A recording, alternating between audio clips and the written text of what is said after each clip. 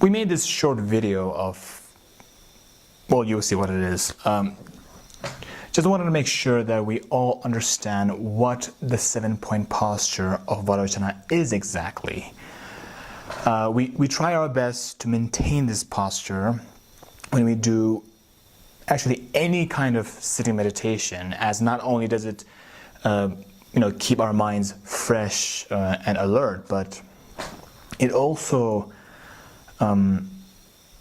promotes focus. It promotes calm. So here it is. Meet Gompo. He has willingly volunteered to help show us how to do the 7-point posture. At least that's what we planned. Gompo, yeah, we're on. Step 1, the legs. We sit with the legs crossed right over the left in the Vajrasana. Right over the left. Yes, perfect. If it's not possible to maintain the Vajrasana, at least we need to make sure that we sit with the weight of the body evenly distributed, not leaning on the one side or the other. That's better. If you have a cushion, do you have one? There we go. We can always use it to give a supporting elevation if that helps. If sitting cross-legged on the floor is not possible and we go for a chair, at least we make sure not to slouch back like we're watching TV on a couch, but rather we sit forward slightly and keep the legs even. Step 2, the hands. It's best to have the hands in the mudra of meditative equipoise, which is right on top of the left, with the thumbs joined together at the level of the abdomen. The abdomen. No, the abdomen. The abdomen. Go down. Go up, up, up, up. Yeah, right. That's it. Right there. Step 3. The dorsal.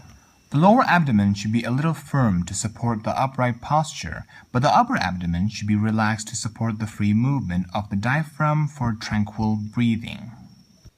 With the shoulders and arms balanced like the wings of a swan ready to take flight. Yeah, ready to take flight, not actually flapping. Step 4. The spine. The spine must be totally upright, that is, straight, but not rigid, maintaining the back's natural contours. Step 5. The chin. The chin is slightly tilted downwards, graceful like a swan, but not jutting the neck forward at all. Step 6. The eyes. Our eyes are best focused on the tip of the nose. Yeah, I wouldn't go that far. Good. With the eyelids only slightly open for a relaxed gaze that won't be distracted by any outer objects. I said any outer objects. Yep, even that, Gompo. But we don't need them tightly closed, as that can make us dull and fuzzy. Hey, we're still rolling here. Wake up. Finally, step 7, the tongue. We slightly curl our tongue upwards to the palate, which moderates the flow of saliva without contracting the jaw muscles. Okay, I think we finally got it. Well done. The main thing we need in maintaining the most conducive kind of posture for meditation like this is the close placement of mindfulness of body.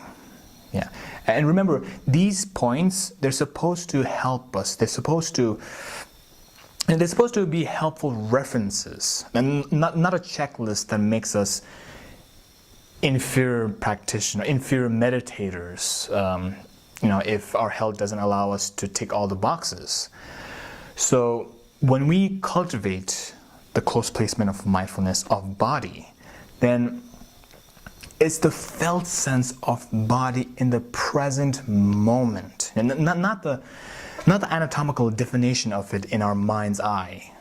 So use these references for a continual process of relating to the whole sense of body. The solidity, as well as the fluidity, the warmth, the space, and the electricity of it.